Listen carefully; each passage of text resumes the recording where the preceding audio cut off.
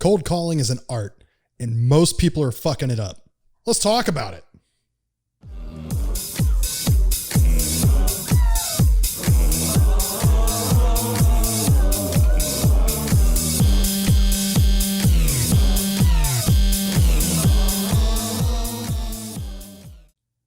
Welcome back, Eric Hattie, Everyday Hustle. Hey, so I'm still alive. I know that 2 episodes ago, I said, I promise it won't take 4 weeks for me to put out another episode. And then wouldn't you know it, it took me about 4 weeks since my last episode. So first off, my bad. It was a dick move. I apologize. I am going to do better. I promise. And every one of you is going to hold me accountable. But what's going on, guys? How's everybody been? Everybody enjoying day 4,000 of our COVID-19 quarantine work from home world? Because I know I'm just having the time of my life. It's great. So I want to start this episode with a new segment I like to call Holy Shit, That Was Boomer as Fuck. And this is actually a bit of a editor's note, apology, clarification, correction, if you will, in my last episode, which was cleverly titled College is Kinda Bullshit, which was named purely for the whole premise was that college is kind of bullshit, but I named it that purely to get people's attention, get some clicks, clickbait, if you will. And it worked. But there were a lot of people who kind of came out fighting Uncle Scott, who didn't listen to it before casting their judgment. And so I stood my ground, and I felt strongly about what I had put out. And then the next day, or maybe 2 days later, as I'm reflecting on it, I realized that perhaps there was a tinge of white male privilege that kind of was an undertone of that whole message, saying you don't necessarily need college. You can, go into the workplace, start at the bottom, work your way up. And especially in our current, political climate, our cultural landscape, that's probably not necessarily the case for everybody. And so not to say that it won't work, just to say that it's probably not as foolproof as I so confidently said in that episode. So my bad, dick move. I apologize. If you are a person of color or female or any combination thereof, or whatever, my bad. It was poor form. So college is kind of bullshit. We need to find some solutions to make it less bullshit. Not going to college may or may not be the answer, but it's not the surefire thing. So my bad. Moving on. Oh, I'm sorry. That was holy shit. That was boomer as fuck with Eric Hattie. So why 4 weeks? Why has it taken so long? And why has there been this trend of me not putting out episodes at a regular cadence? Partially, going back to a couple episodes ago, a bit of a mind fuck with some of the things that happened with earlier episodes. But in the last month, I have become a house husband. My wife is going back to work. She's a teacher. And in the dumbest shit ever, the kids are all virtual so that they don't catch COVID-19. All the classes are over Zoom. But the teachers still drive to the school every single day just to sit on Zoom, which they could be doing from their fucking living room. So kind of weird, but because she's back at work and I'm fortunate enough that I'm hanging out at the house and doing my job completely remote.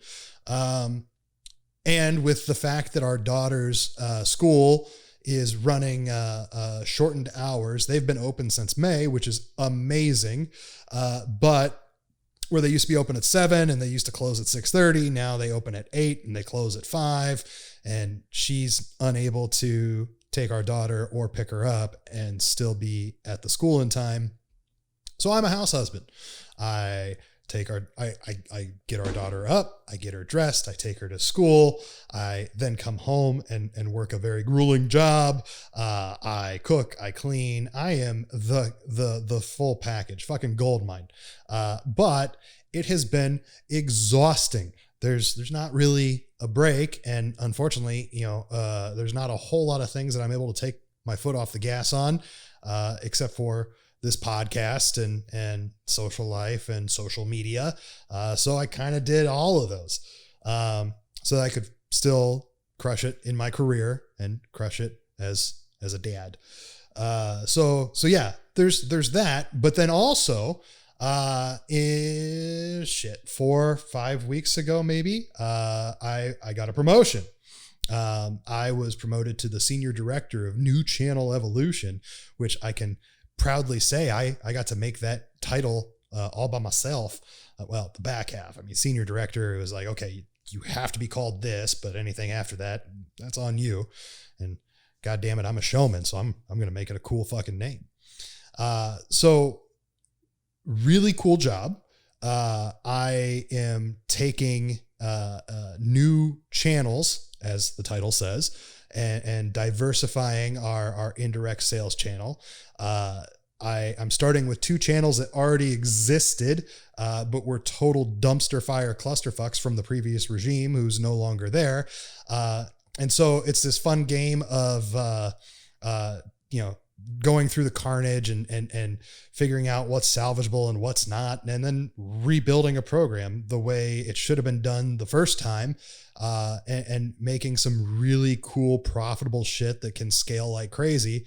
It'll either make me a hero or it'll make me the next crazy guy that gets fired, and everyone, some other prick with a podcast, a year from now is gonna be like, oh, this guy fucked it all up.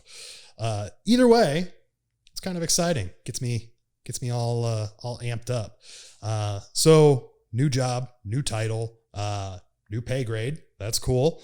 And I only mentioned the pay grade, because something really interesting happened the day I put my new title and my new job on LinkedIn.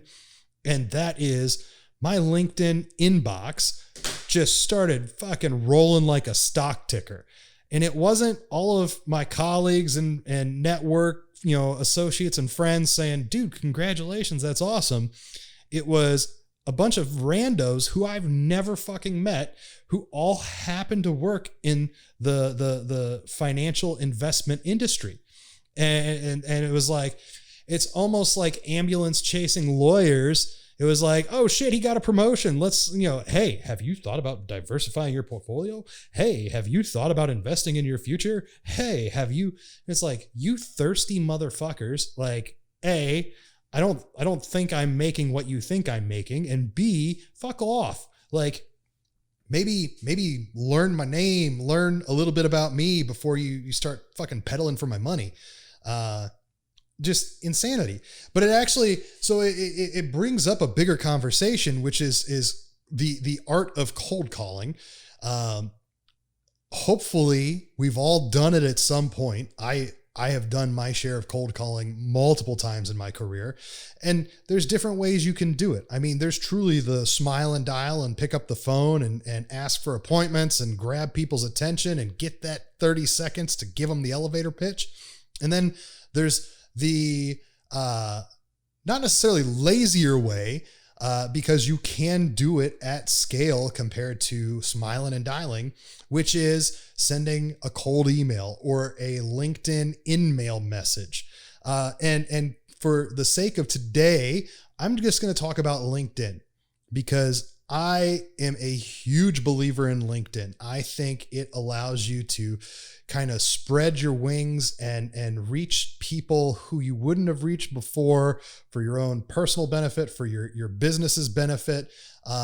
It's a great way to market yourself, and really explore different opportunities when that time arises that you're looking for a new place to hang your hat.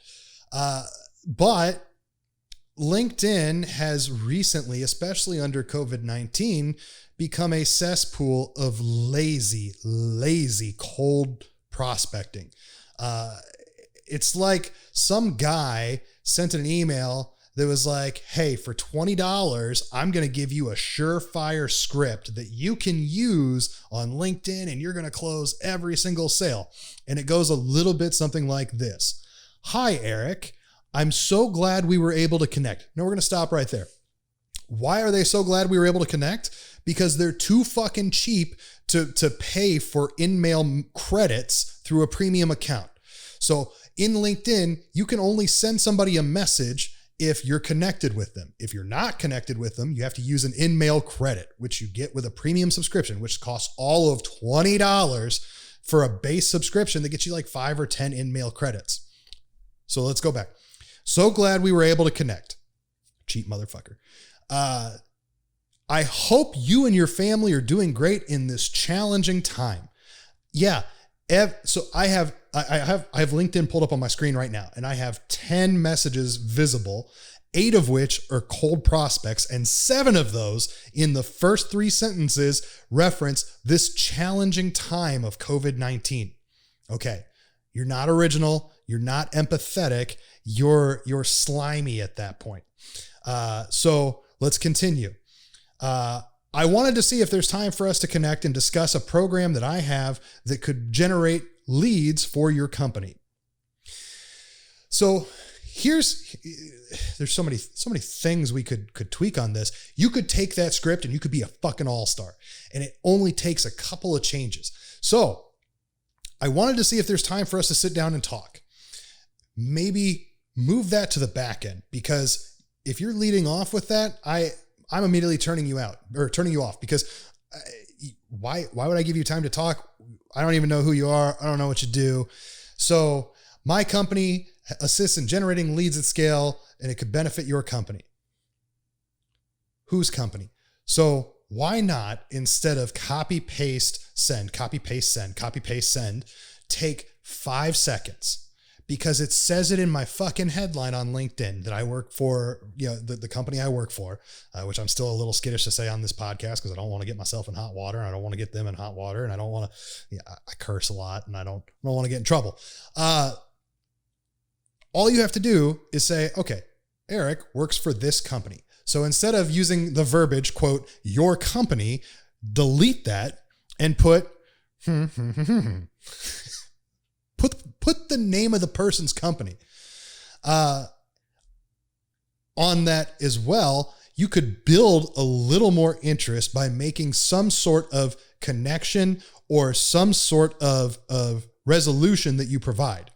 So in LinkedIn, when you connect with somebody, or when you're potentially connecting with somebody, it tells you all of your mutual connections in the professional landscape. And so take a minute, take 60 seconds, go through this list of people who you're mutually connected with and mention them somewhere in there. Whether it's somebody that you've helped, or even it's just as simple as, hey, I see that we both know Kyle Bennett. Crazy motherfucker, am I right? Did he do that thing with a 3-story beer bong when you were running around with him? Okay, probably don't put that in a cold call, LinkedIn message, but build some sort of personal connection, some sort of tie-in of, hey, yeah, I'm some rando who you don't know, but I'm putting some thought and effort into my presentation, and I'm going to put that same thought and effort into whatever the product or service is that I'm offering that's going to rock your world. So then you could even go as far as, okay, I don't have any mutual connections, but I see what company they work for. I'm going to do a quick Google search. I'm going to see what's going on in the news headlines about this person's company. So now, okay, I am going to write a letter to Elon Musk. So I'm going to cold prospect on LinkedIn, Elon Musk. Hey, Elon, I am not going to say anything about the trying times of COVID, but I see that we're mutually connected to about 1,000 people. So you're a popular dude. I absolutely love what you're doing with SpaceX or Tesla or you name it. I saw that there was an issue in a news article with XYZ problem, and my company actually happens to have a product and service which could help resolve that. Is there any chance I could get 5 minutes of your time to talk through how we could fix this gap that you have and generate X number of millions of dollars more for your company? It's as simple as that. If I'm going through, and guys, I'm not special. I'm not important, but LinkedIn, I'm getting blown up no less than 15 times a day with a cold prospect. Now, I will tell you, and this is the mind of Eric, it could be other businessmen too. It couldn't. Who knows? But if I see that it's an in-mail from somebody I'm not connected to, I'm actually more inclined to read it, because that tells me that motherfucker had enough instinct that he was going to burn one of his in-mail credits to send me a message. So let's see what this guy's got. Versus, I get the connection request. I don't know who you are. I see we've got some mutual connections. You might be in a relevant industry. You might be in an industry that I'm interested in learning more about. So I click accept, and then 30 seconds later, bling, I get a fucking message, and I blatant copy paste script that you've sent 40 other people in the last 2 hours. You've lost my attention completely. I've completely turned you off, and I'm never going to buy it or do business with you ever, because you're lazy. And that laziness doesn't just hurt you.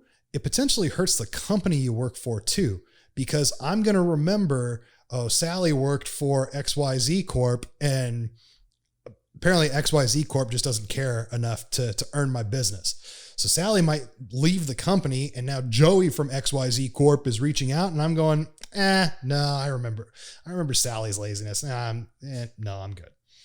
So ultimately, the moral of the story here is take a little bit of time, put some thought and effort into your prospecting.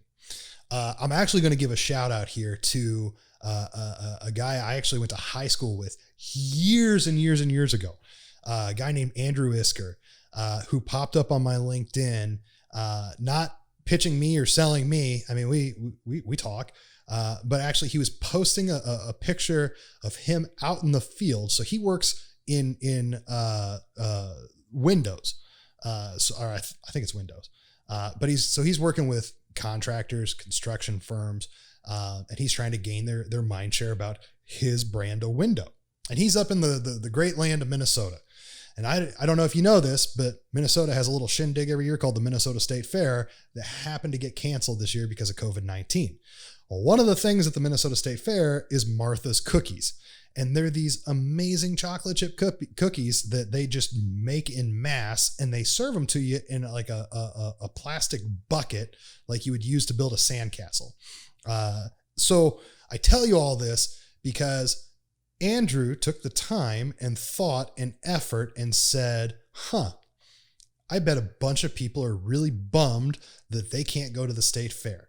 So what if I made chocolate chip cookies and I put them in a plastic bucket and I left a handwritten note to the specific person who I'm bringing these cookies to that says, hey, it's a real bummer we can't go to the state fair. I wish I had his post pulled up because I would read it verbatim, because it was fucking phenomenal, and I'm just going to butcher it as I ad lib it. But it was the gist of it was this. It really sucks that we can't go to the state fair. I don't know about you, but I was jonesing for some Martha's cookies. I want you to have some cookies so that you don't completely miss out on the state fair atmosphere of the summer. I would love if you took some time to look into our product, or actually it might have even been an existing customer. I appreciate your business, whatever. Either way, fucking brilliant. My old boss, Chris Kennedy, really drilled it in my head that you have to think outside the box. You have to be memorable and be remembered. And Andrew checked all the boxes on that one. So, Andrew, if you're listening, nice job. Guys, it doesn't take much. All you have to do is slow down enough to put some thought and effort into it. And I promise you could send 10% of the outbound messages that you do today with your bullshit copy paste nonsense that's not working. You could send 10% of those messages, taking the time to put somebody's name in there, put some reference to how you're connected, put some A to B resolution in there of how your product or service could help their company, and you will get a higher return on that 10% of effort than you ever would on your copy paste nonsense. Guys, I appreciate you listening. I swear to Christ, I'm not going to do another 4-week stint without an episode. So I need you guys to hold me accountable. Friends, family, strangers who I don't know. If you like what you hear, if you like what you see, do me a favor, click the subscribe button, give me a thumbs up on this video, leave a comment if you feel so inclined. And I'm Eric Hattie. This is Everyday Hustle, and I promise the next one won't suck.